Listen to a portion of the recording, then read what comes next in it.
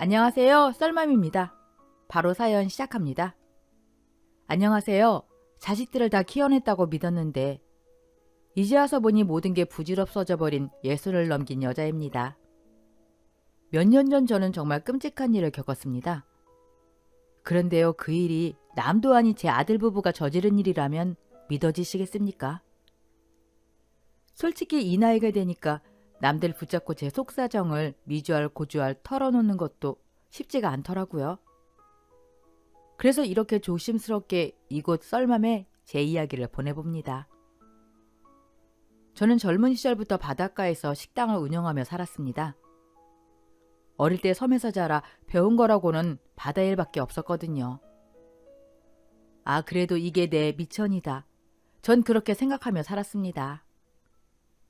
그 손맛 하나로 지금까지 자식들을 사람답게 키워냈으니까요. 아들 하나 딸 하나. 나보다 더 나은 인생을 살게 해주고 싶어서 정말 악착같이 벌었습니다. 뒷바라지라는 말로는 부족할 만큼요.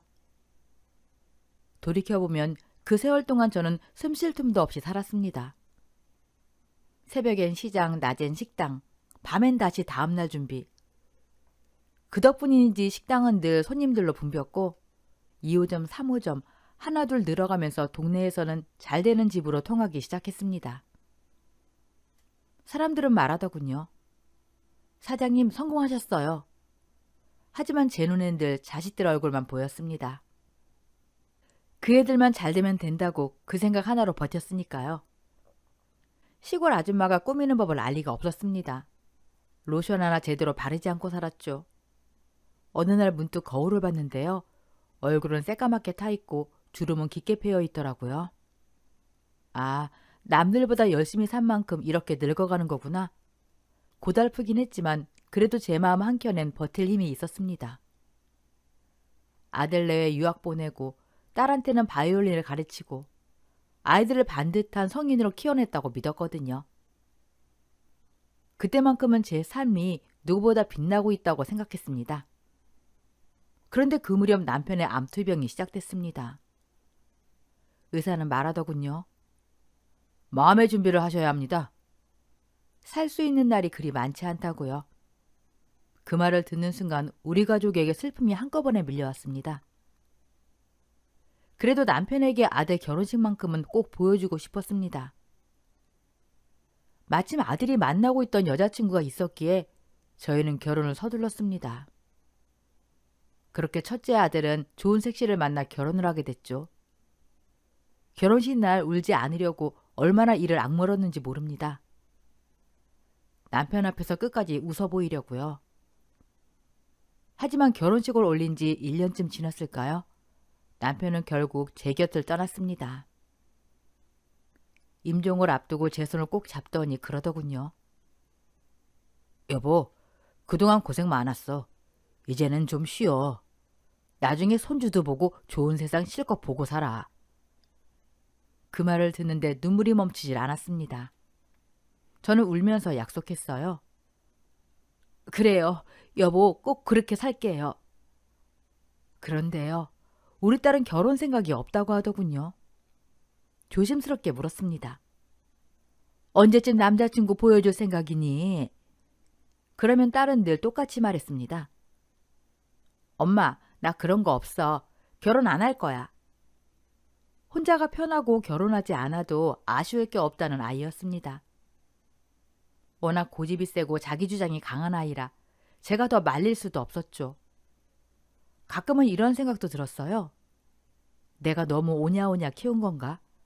부족함 없이 다 해줘서 세상을 너무 쉽게 보는 건 아닐까? 제가 옛날 사람이라 그런지 몰라도 딸이 결혼을 해야 나중에 덜 외롭지 않을까? 그 걱정이 마음에서 떠나질 않았습니다. 딸은 그러더군요. 엄마, 나 엄마 옆에서 살다가 나이 들면 실버타운 갈 거야. 거기 가서 친구들이랑 어울려 살면 되잖아. 속으로는 참 요즘 애답다 싶었지만 그래도 마음 한편은 놓이더군요. 무엇보다 첫째 아들이 결혼을 하고 손주까지 안겨주니 그렇게 행복할 수가 없었습니다. 며느리는요, 정말 더할 나위 없이 착하고 예뻤어요. 어머님 힘드실까 봐요. 그러면서 식당 일도 거들고 혼자 차 끌고 와서 제가 심심할까 봐 말도 많이 걸어주고 좋은 곳도 자주 데려가 주더군요. 능력 있는 아들의 친절한 며느리, 거기다 똑부러진 딸까지. 그때 제 마음엔 세상 부러운 게 없었습니다. 보통 남매들은 크고 작게 싸운다는데 저희 아들, 딸들은요.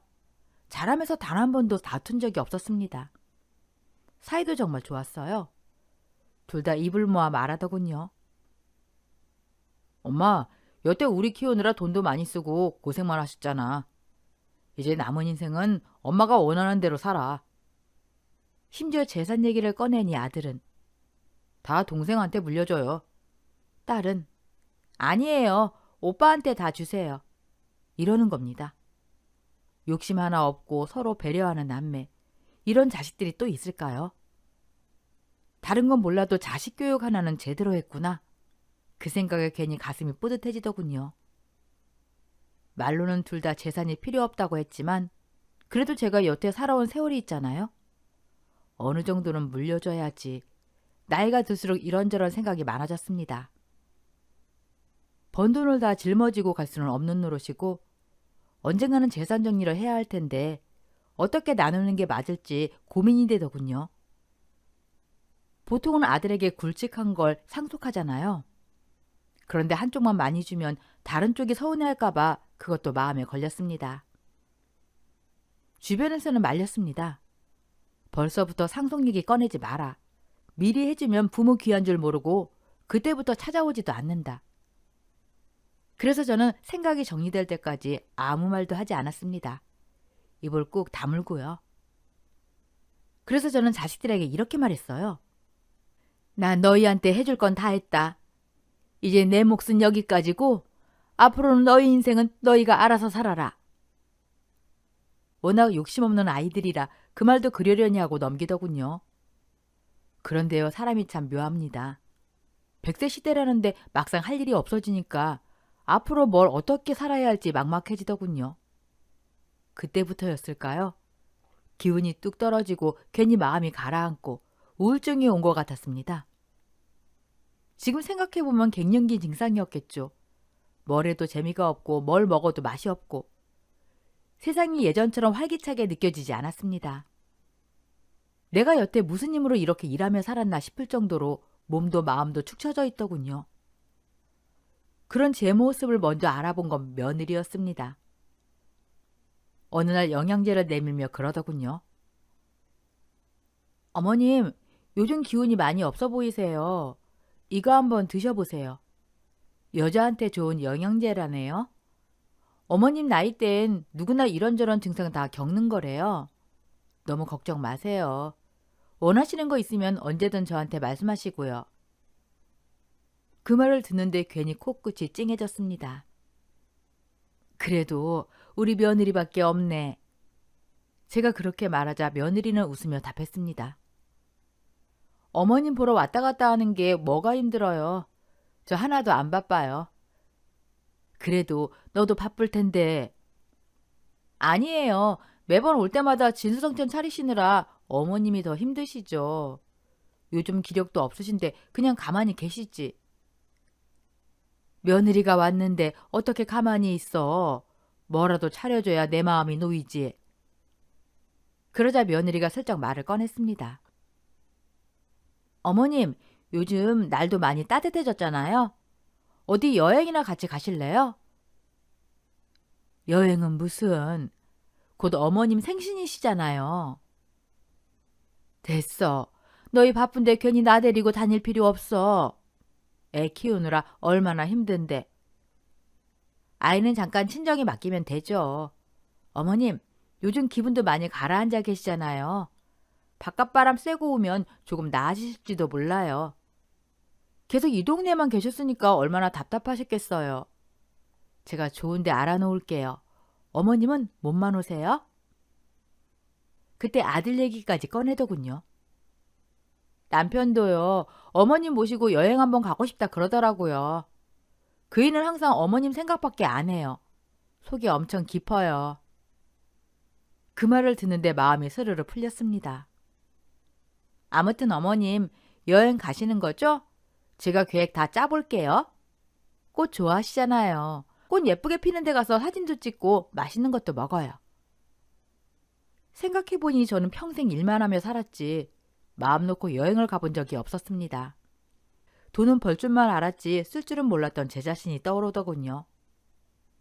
그래, 이번 기회에 나도 좀 누리며 살아보자. 그렇게 마음을 먹었어요. 그래서 저를 모시고 여행을 간다던 아들 부부를 따라 길을 나섰습니다. 저는 뒷좌석에 혼자 앉았고 아들은 운전석, 며느리는 조수석에 앉아 차는 그렇게 출발했습니다. 먼 길을 차로 이동해야 한다고 하니 괜히 걱정이 되더군요. 아들, 잠은 좀 잤어? 운전 괜찮겠어? 그러자 아들이 아주 태연하게 말했습니다. 잠 푹 자서 컨디션 좋아요. 그러니까 엄마는 그냥 푹 주무세요. 제가 안전하게 모실게요. 그 말을 듣는데 살다 보니 이런 날도 오는구나 싶었습니다. 우리 아들이 엄마 꽃구경도 시켜주고. 제가 혼잣말처럼 웃자 아들이 말하더군요. 이제 바쁜 것도 좀 끝났고 여유도 생겼으니까 앞으로는 자주 모시고 다닐게요. 그 말에 괜히 가슴이 뭉클해졌습니다. 유나도 같이 왔으면 좋았을 텐데. 제가 딸 얘기를 꺼내자 아들은 고개를 끄덕였습니다.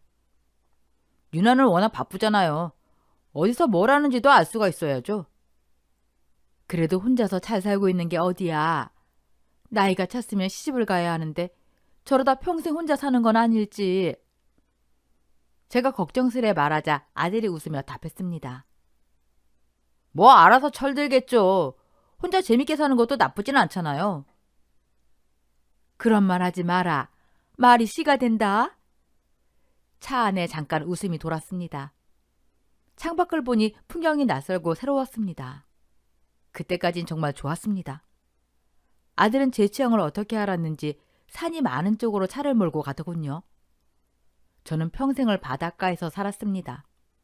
바다라면 솔직히 좀 지긋지긋했거든요. 소금 냄새보다는 풀 냄새가 좋았고 파도 소리보다는 나무 흔들리는 소리가 더 편했습니다.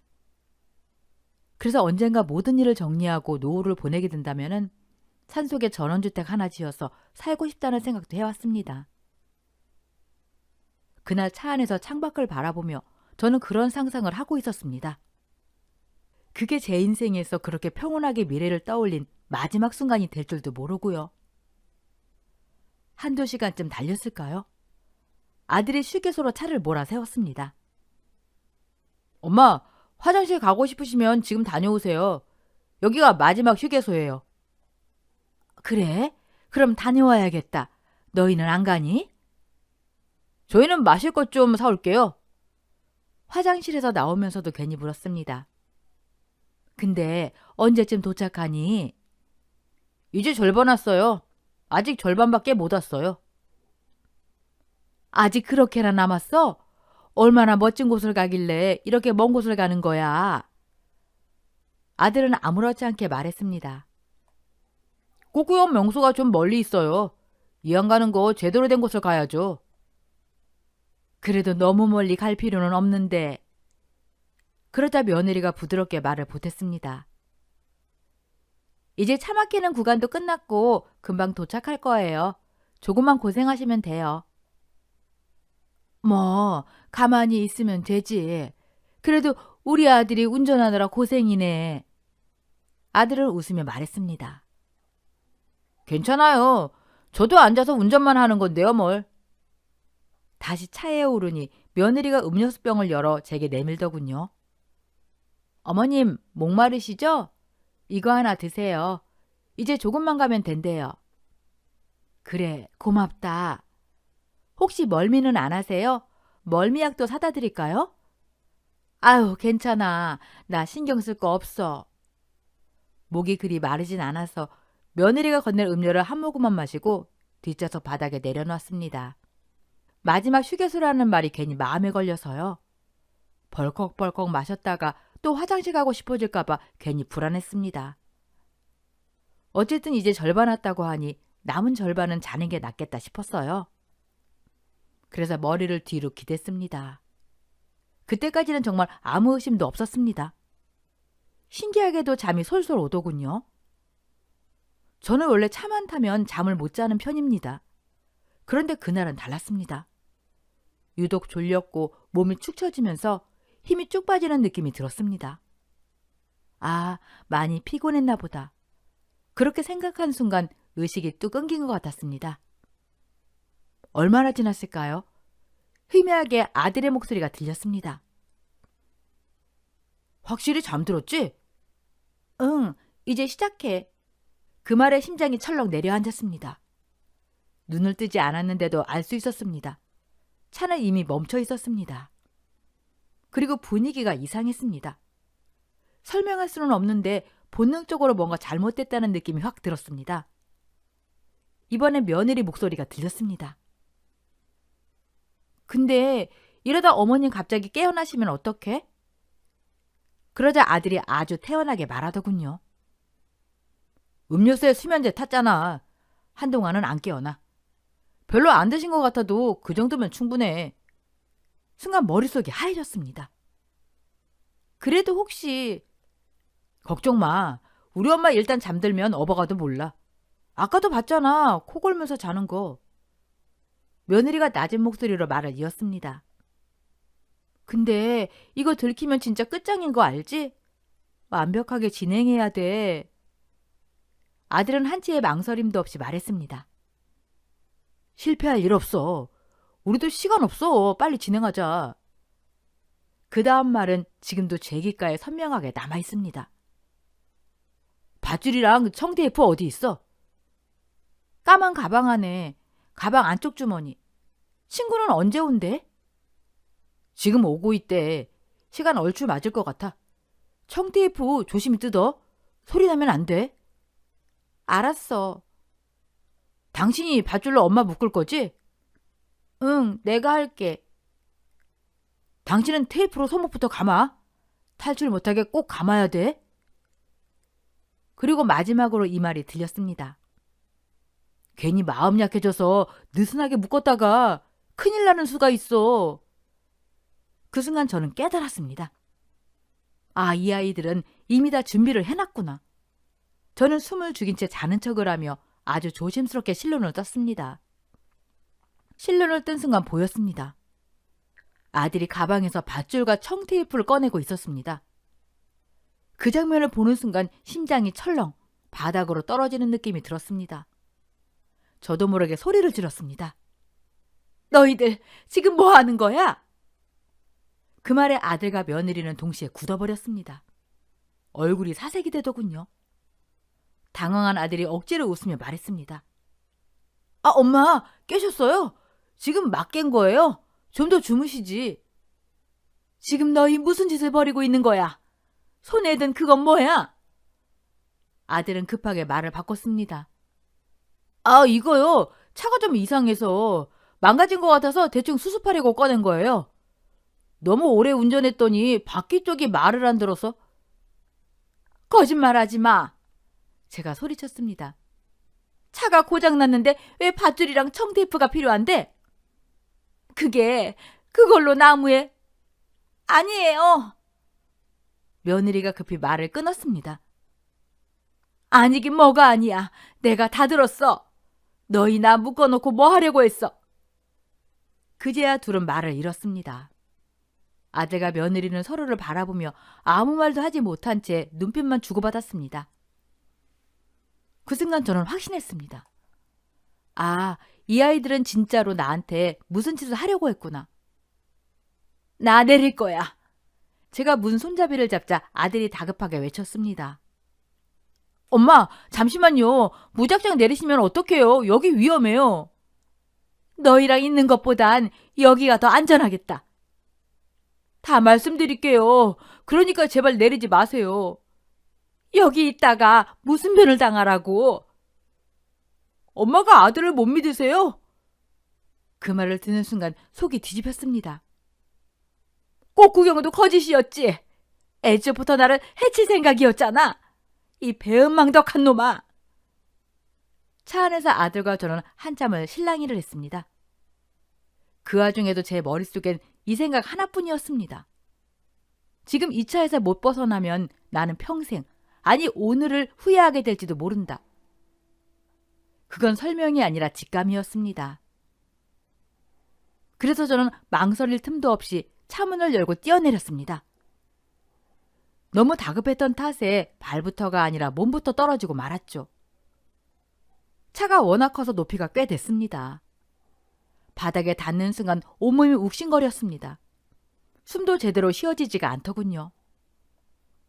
그런데도 아픔보다 더 무서운 건 뒤에서 들려오는 발소리였습니다. 아들과 며느리가 급히 차에서 내려 저에게 다가오고 있었습니다. 저는 기겁해서 소리를 질렀습니다. 오지 마! 다가오지 마! 그러자 며느리가 그 자리에서 무너져 내리듯 눈물을 흘리며 말하더군요.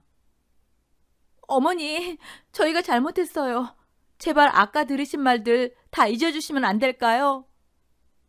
며느리는 제 앞에 무릎을 꿇고 싹싹 빌기 시작했고 아들은 고개를 푹 숙인 채 아무 말도 하지 않았습니다.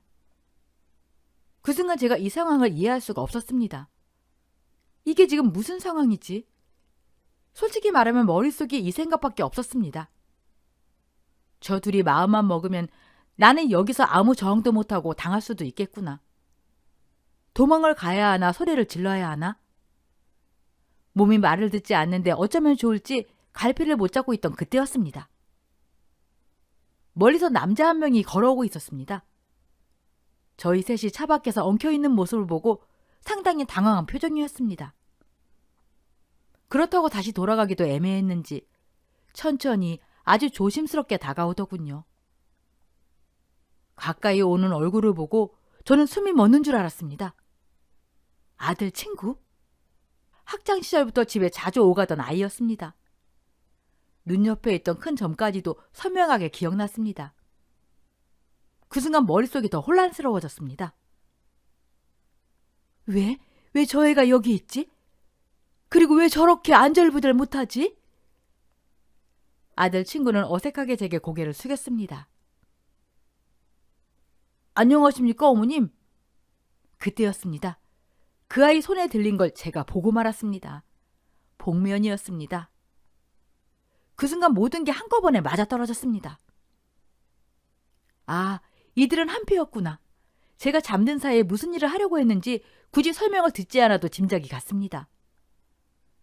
다만 제가 깨어나 버리는 바람에 이 끔찍한 상황극이 완전히 망가져 버린 거였죠. 아들 친구는 제가 복면을 봤다는 걸 눈치챘는지 황급히 그걸 주머니 안으로 쑤셔넣더군요. 그리고는 말을 더듬으며 횡설수설했습니다. 오늘 꽃구경 오신다고 해서 잠깐 인사드리려고. 근데 제가 일이 생겨서 가봐야 할 것 같습니다. 말이 앞뒤가 전혀 맞지 않았습니다. 다음에 다시 인사드릴게요. 그럼 안녕히 계세요. 그 말만 남기고 그 아이는 뒤돌아서듯 도망치듯 급히 자리를 떴습니다. 그렇게 그 자리에 다시 저희 셋만 남게 됐습니다. 저는 더 이상 아무 말도 하지 않았습니다. 아들이 뭐라 부르든 쫓아오든 말든 뒤도 돌아보지 않고 그냥 걸었습니다. 걷고 또 걷다 보니 도로가 보였고 편의점이 하나 있더군요. 그 안으로 들어가 딸에게 전화를 걸었습니다. 얘야, 엄마 좀 데리러 와줄 수 있겠니? 제 목소리가 심상치 않았는지 딸은 아무것도 묻지 않고 말했습니다. 알았어, 엄마. 지금 갈게. 딸을 기다리는 동안 아들은 다시 나타나 제 앞에 무릎을 꿇었습니다. 어머님, 제가 잘못했습니다. 이유를 말해. 저는 이를 악물고 말했습니다. 왜 나를 묶으려고 했는지, 수면제까지 음료수에 타서 재우고는 그 다음에 뭘 하려고 했는지. 아들은 고개를 들지 못한 채 말했습니다. 별다른 이유는 없었어요. 제가 잠시 미쳤던 것 같습니다. 그게 말이 돼? 그럼 왜 말을 안 해? 하지만 돌아오는 말은 죄송합니다. 그 말뿐이었습니다. 그만 좀 해. 죄송하단 말 말고 대답을 하라고. 나한테 뭘 어쩌려고 했는지, 왜 그랬는지. 아들은 고개를 떨군 채 말했습니다. 제가 잠시 정신이 나갔어요. 하지만 엄마가 상상하는 그런 끔찍한 일은 절대 아니에요. 그럼 뭐야? 아직도 심장이 뛰어서 숨이 안 쉬어져. 나를 산에 버릴 생각이었어? 없애버릴 생각이었어? 아니에요. 아들은 거의 울부짖다시피 했습니다. 진짜 그런 생각은 없었어요. 다시는 이런 일 없을 거예요. 한 번만 넘어가 주세요. 하지만 그 순간 그 아이는 제 아들이 아니었습니다. 그저 제가 전혀 알지 못하는 낯선 사람이었어요. 결국 딸이 차를 몰고 왔고 저는 아무 말 없이 그 차에 올라탔습니다. 아들의 전화는 받지 않았습니다. 차 안에서 딸이 조심스럽게 물어왔습니다. 엄마, 무슨 일이야? 오빠가 엄마 앞에서 무릎을 꿇고 있던데? 싸웠어? 별일 아니야. 하지만 딸은 이미 눈치채고 있더군요. 유나야, 현철이 기억나? 현철? 오빠 친구? 예전에 우리 집에 자주 오던 코 옆에 점 있던 오빠? 그의 연락처 혹시 알고 있니? 갑자기 그건 왜? 묻고 싶은 게 있어. 최대한 빨리 알려줘. 딸은 이상하다는 듯 저를 보다가 말했습니다. 아마 내 옛날 핸드폰에 있을 거야. 근데 엄마, 진짜 무슨 일이야? 오빠랑 여행 간다고 해놓고 갑자기 나를 부르고. 나도 아직 잘 모르겠어. 아직도 심장이 안 진정돼. 그때 딸이 제 팔을 보더군요. 엄마, 팔에 긁힌 자국은 뭐야? 옷에도 흙 묻었어. 이거 그냥 싸운 거 아니잖아. 저는 아무 말도 하지 못했습니다. 그날 있었던 일을 딸에게 그대로 말할 자신이 없었어요. 제가 받은 충격을 딸까지 겪게 하고 싶지 않았습니다. 하지만 분명한 건 하나였습니다. 입을 꼭 다문 채 버티고 있는 아들과 며느리. 그 둘의 진짜 속내를 알 수 있는 사람은 오직 한 명뿐이라는 것. 그날 복면을 들고 나타났던 그 남자. 아들의 친구 현철. 그래, 이건 직접 물어봐야 한다. 집에 도착하자마자 딸에게 받은 번호로 전화를 걸었습니다. 지금 당장 만나자. 그랬더니 말이 많더군요. 바쁘다느니 시간이 안 맞는다느니. 그래서 단도직입적으로 말했습니다. 다 알고 있어. 안 나오면 경찰에 신고할게. 그 말에 전화기 넘어가 잠깐 조용해지더니 어디 계세요? 목소리가 바뀌었습니다. 찔리는 게 있으니 제 발로 기어온 거겠죠. 아들 친구 현철은 제 앞에 앉자마자 눈을 피했습니다. 어디까지 알고 계십니까? 저는 숨도 고르지 않고 말했습니다. 아들이랑 며느리는 가족이라 넘어간다 쳐도 너는 남이야. 난 너 고소할 수 있어. 그제야 현철이 얼굴이 새파래졌습니다. 고소라뇨. 전 시키는 대로 한 것뿐이에요. 그러니까 진실대로 말해. 그날 대체 무슨 꿍꿍이었는지. 한참을 머뭇대던 그가 작게 말했습니다. 대신 주원이한테는 절대 말하지 말아주세요. 비밀로 하자고 약속했거든요. 약속 지켜줄게. 그러니까 말해. 그제 현철이 입이 열렸습니다. 어머님, 주원이 빚 있는 거 알고 계셨어요? 빚? 아니, 걔가 무슨 빚이 있어? 현철이 고개를 저었습니다. 아무것도 모르시는구나. 주원이 그 직장 벌써 오래전에 그만뒀어요. 입사하자마자 1년도 못 채웠을 겁니다. 뭐? 적성이 안 맞는다느니 다른 길이 있다느니 하더니 결국엔 다단계에 손을 댔어요. 순간 머리가 멍해졌습니다. 사기 아니라고 했어요. 자기는 똑똑해서 이게 완벽한 투자 시스템이라고. 현철은 씁쓸하게 웃었습니다. 저도 거기 돈 넣었다가 아주 쫄딱 망했습니다. 전 감당할 만큼만 잃었는데 주원이는 빚까지 내서 투자했어요. 그 다음 말들은 차마 듣고 싶지 않았습니다. 주원이는 결혼했고 애도 있고 먹여 살려야 하니까 친구들한테 돈 빌려서 돌려막기 하다가 신용불량자 되고 마지막에는 한탕하겠다고 도박까지 손대고 완전히 인생이 무너졌죠. 그걸 왜 나한테 말하지 않았어? 제 입에서 신음 같은 소리가 나왔습니다. 현철이 말했습니다. 워낙 효자잖아요. 장남이고. 어머니 걱정시켜드리기 싫었겠죠. 그 말이 더 아팠습니다. 현철은 계속 말을 이었습니다. 그래서 제가 물어봤어요. 어머님 돈 많으신데 손 좀 벌리면 안 되냐고. 그랬더니 어머니는 재산 물려줄 생각 없다고, 각자 알아서 살라고 예전부터 못 박으셨다면서요. 그래도 사정 말하면 빌려줄 수도 있잖아. 그랬더니 이미 한번 말씀드렸대요. 근데 거절당했다고. 그 순간 번개처럼 스친 기억 하나. 엄마, 돈 좀. 아들이 조심스럽게 제게 말을 꺼냈던 그날. 그때 저는 아무것도 모른 채 돌려보냈습니다. 그리고 그 선택이 이 지옥의 시작이 되었을지도 모릅니다. 그래서 나를 그렇게 한 게 전부 돈 때문이었다는 거야? 현철은 고개를 끄덕였습니다. 인생의 나락으로 떨어지니까 머리가 돌아버린 거죠. 그리고 그 다음 말. 주원이가 제안을 하나 했어요. 제 심장이 쿵 내려앉았습니다. 납치 상황극을 하자고요. 어머니 음료수에 수면제 사서 재운 다음에 밧줄로 몸 묶고 청테이프로 손목 감고 자기랑 와이프도 같이 묶인 척한 상태에서 제가 복면 쓰고 납치범 역할을 하는 거예요. 차를 타고 가다가 셋 다 괴한한테 붙잡힌 설정. 어머님이 잠에서 깨면 흉기 비슷한 거 들고 위협해서 가지고 계신 현금 다 내놓게 하고 통장 비밀번호까지 받아내면은. 현철의 목소리가 차갑게 내려앉았습니다. 그 돈 전부 빼서 자기 빚 갚고 남으면 저한테도 좀 떼어주겠다고. 그 말을 듣는 순간 제가 뭘 느꼈는지 아십니까? 이게 사람 입에서 나올 말인가? 자식이 어미에게 그렇게 상황극이라는 말을 납치로 꾸몄다는 게. 현철은 고개를 떨군 채 말했습니다. 돈 규모에 따라 좀 더 얹어주겠다고 하니까 저도 순간 마음이 흔들렸어요. 그 순간 저는 알았습니다. 그날 제가 잠들었더라면, 제가 깨어나지 못했더라면 이 이야기는 여기 썰망까지 오지 않았을 거라는 걸요. 현철은 마치 변명문을 읽듯 말을 이어갔습니다. 매일 하루하루 입에 풀칠하며 살고 있었거든요.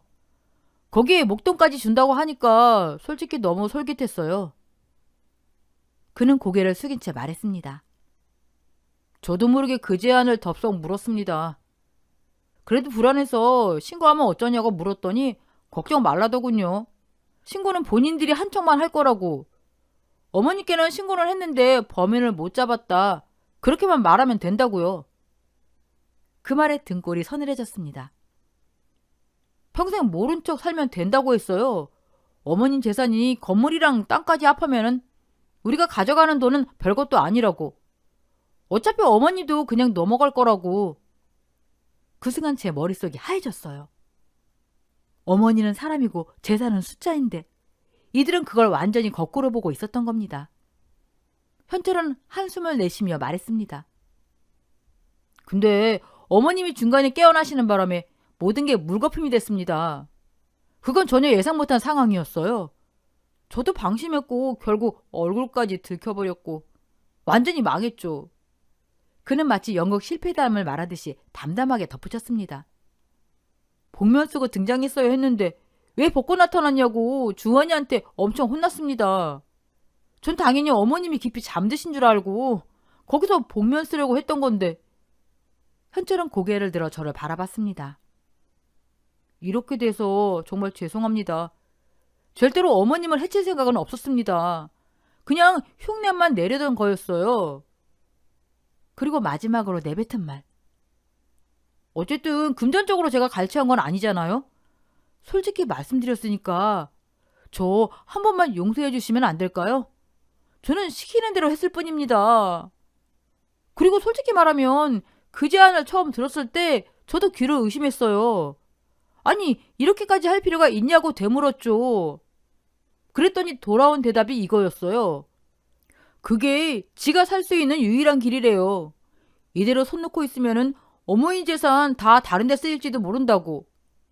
그러니까 빨리 움직여야 한대요. 그 말을 듣는 순간 온몸이 얼어붙었습니다. 사실 처음엔 밧줄을 꺼내는 걸 보고 어디 산에 버리고 도망가려는 건가? 그 생각부터 들었거든요. 그런데 목적은 다름 아닌 돈이었습니다. 여태껏 욕심없고 엄마 마음 누구보다 잘한다던 아들이 그런 짓을 치밀하게 계획했다는 게 믿기지 않았습니다. 저는 언젠가는 아들에게 재산을 물려줘야겠다고 생각하고 있었거든요. 그런데 그걸 기다리지 못하고 납치극부터 벌였다니 그 사실이 너무너무 괘씸했습니다. 겉으로는 아무 욕심 없는 척하면서 속으로는 제 돈을 하나하나 계산하고 있었다는 거잖아요. 그런 파렴치한 짓을 해놓고도 나중엔 범인을 잡겠다고 난리를 쳤을 걸 생각하니 피가 거꾸로 솟는 기분이었습니다. 그날 밤 저를 데리고 온 딸에게 저는 처음으로 모든 걸 털어놨습니다. 아무리 그래도 가정의 일은 딸도 알아야 하니까요. 이 이야기를 다 들은 딸은 한동안 말이 없더니 목소리가 떨리기 시작했습니다. 엄마, 이건 사람이 할 짓이 아니야. 어떻게 그런 생각을 해? 상황극? 장난하나 진짜? 딸은 제 손을 꽉 잡고 말했습니다. 그래서 그날 나한테 데리러 오라고 한 거야? 엄마, 그걸 그냥 넘어가면 안 됐어. 경찰에 신고했어야지. 저건 콩밥 먹여야 할 짓이야. 저는 고개를 저었습니다. 됐다. 빼앗긴 것도 없고 다친 것도 없잖니. 그랬더니 딸이 단호하게 말하더군요. 그럼 더더욱이 여기 있으면 안 돼. 당장 짐 싸. 오늘부터 나랑 같이 살아. 여기 있다가 또 무슨 해코지를 당할 줄 알고? 오빠네가 다시 찾아오면 그때 무슨 짓을 벌지 누가 알아? 그렇게 저는 당분간 딸의 집에서 지내게 됐습니다. 딸은 그날 바로 아들에게 전화를 걸어 불같이 화를 냈습니다. 욕설도 고함도 서슴지 않더군요. 며칠 뒤 아들과 며느리는 제가 있는 곳으로 찾아왔습니다. 문을 열자마자 두 사람은 아무 말 없이 무릎부터 꿇었습니다. 고개를 바닥에 박은 채 아들이 울먹이며 말했습니다. 어머니, 제가요. 정말 잘 살아보고 싶었습니다. 어머니 말대로 저 가장이잖아요. 애도 있고 아내도 있고. 그런데 상황이 그렇게 되다 보니까 너무 막막했습니다.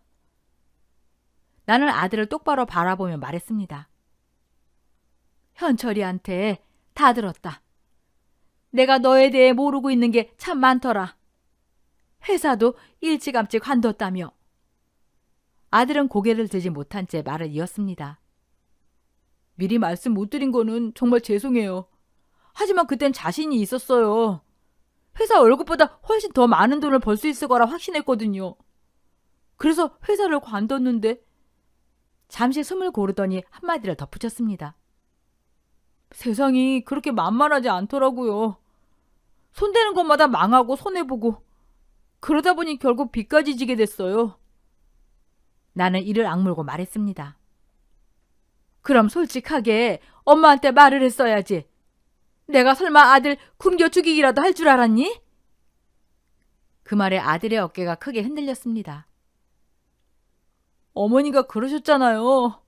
다른 건 몰라도 빚지는 건 절대 용서 안 한다고. 미성년자 때까진 지원해줄 수 있어도 빚을 대신 갚아줄 수는 없다고. 그래서 차마 말할 수 없었어요. 그리고 제가 회사 관두는 걸 극도로 싫어하셨잖아요. 분명 실망하실 것 같아서.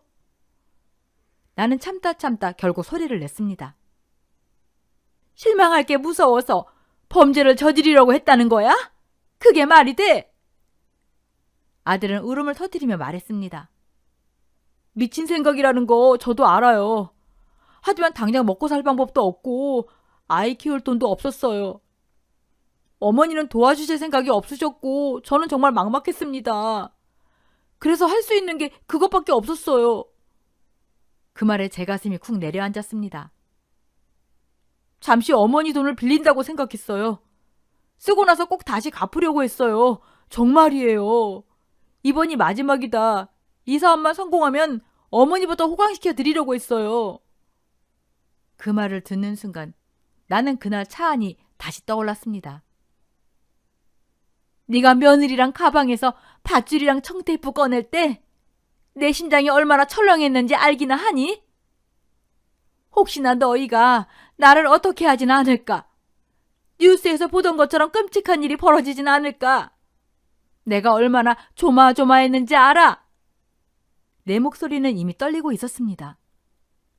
숨도 제대로 안 쉬어졌어. 나는 거기서 내 인생이 끝나는 줄 알았어. 아들은 고개를 저으며 말했습니다. 어머니를 다치게 할 생각은 전혀 없었어요. 정말 돈만 잠시 빌리고 싶었을 뿐입니다. 그리고 솔직히 서운했어요. 어머니 재산 많은 거 동네 사람들 다 알잖아요. 그럼 한 번쯤은 아들이 뭐라든 묻지도 따지지도 않고 도와줄 수도 있는 거 아닌가요? 너, 내 돈, 네 돈이라고 생각한 거야? 그건 아니지만 친척들은 잘 도와주시잖아요. 왜 자식인 저한테만 그렇게 인색하신데요? 내가 왜 그랬는지 아니? 너희만큼은 나처럼 고생하며 살게 하기 싫어서다. 앉지도 못하고 일하며 차곡차곡 모아둔 이유가 바로 너희였어. 물려주려고 했어. 제대로 떳떳하게. 그런데 네가 엄마를 이렇게 배신하니 그 마음이 싹 사라지더라. 어머니, 제가 잘못했어요. 정말 생각이 짧았어요. 오해는 내가 했던 것 같네. 나는 내가 엄마 마음 제일 잘 아는 아들인 줄 알았어. 이제는 아들이 무서울 지경이야. 그럼 빚만이라도 한 번만 도와주시면. 나는 오늘부터 너를 아들로 생각하지 않는다. 그런데 내가 왜 네 빚을 갚아줘야 하지? 어머니, 제발 한 번만 살려주세요. 앞으로 엄마라고 부르지도 마. 나한테 이제 아들은 없어. 아들은 그 자리에서 한참을 울고 저에게 매달리다 결국 고개를 숙인 채 돌아갔습니다. 그날 이후 제 인생에서 아들은 사라졌습니다. 부모와 자식 간의 관계는 천륜이라고 하잖아요. 그런데 저는 그날 그 천륜을 제 손으로 끊어내고 말았습니다. 아들은 뒤늦게 울면서 변명을 늘어놓았지만 제 마음은 이미 돌아선 뒤였습니다. 손주 얼굴이 밤마다 눈에 밟히고 아른거리긴 했지만 아들과 며느리가 너무 괘씸해서 결국 연락을 받지 않았습니다. 그렇게 저는 몇 년 동안 아들 부부와 완전히 등을 지고 살았습니다. 자식에게 배신당했다는 사실은 생각보다 오래 그리고 깊게 남더군요. 한동안은 그 충격에서 도저히 빠져나올 수가 없었습니다. 다 내 탓이겠지. 내가 자식 교육을 잘못한 거겠지. 그 생각만 하다 보니 억장이 무너져 내렸습니다. 그래도 다행히 딸이 제 곁에 남아줬습니다. 말투는 거칠고 사회성도 썩 좋다고 할 수는 없었지만 적어도 엄마를 걱정하는 마음만큼은 분명하게 느껴졌습니다. 생각해보면 딸을 키우면서는 의견이 달라 참 많이 싸웠습니다. 서운해서 짜증나서 서로 말도 안 하고 며칠씩 지낸 적도 있었죠. 그런데 아들과는 단 한 번도 크게 싸운 적이 없었습니다. 늘 착한 아들이었거든요. 그런데 결국 저에게 가장 큰 상처를 준 것도 그 아들이었다는 게 참 씁쓸했습니다. 어느 날 딸이 제 얼굴을 한참 보더니 툭 던지듯 말하더군요. 엄마, 왜 그렇게 병든 닭처럼 기운 없이 앉아있어? 그러게, 왜 그렇게 열심히 살았어? 적당히 살면서 자식들한테 용돈이나 좀 받고 살지. 하기야, 엄마가 대충 살았으면 내가 바이올린 배울 수 있었겠어? 그리고는 숨도 안 쉬고 말을 이어갔습니다. 이제라도 자식 때문에 희생하면서 살지 마. 이참에 그냥 마음대로 한번 살아봐. 그게 말처럼 되니?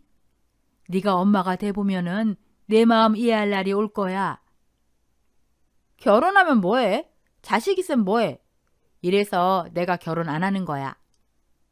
딸은 잠시 말을 멈추더니 조금 낮은 목소리로 말했습니다. 엄마는 희생하는 게 이미 습관이 됐잖아? 그래서 자기 인생을 못 살잖아. 그 말에 가슴이 철렁 내려앉았습니다. 그동안 모으기만 했지 쓰지는 못했잖아. 스포츠카 한 대 뽑아서 기사 대동하고 여행도 다니고 연애도 좀 하면 얼마나 좋아. 누가 엄마 인생 대신 살아주냐고. 오늘 지나면 다시는 안 오는 게 인생이야. 이제는 시간도 돈으로 사는 시대야. 피부과 가서 리프팅도 하고 보톡스도 맞고 젊게 좀 살아. 돈 다 써버리면 어쩌려고. 누가 달래? 그냥 다 써버려.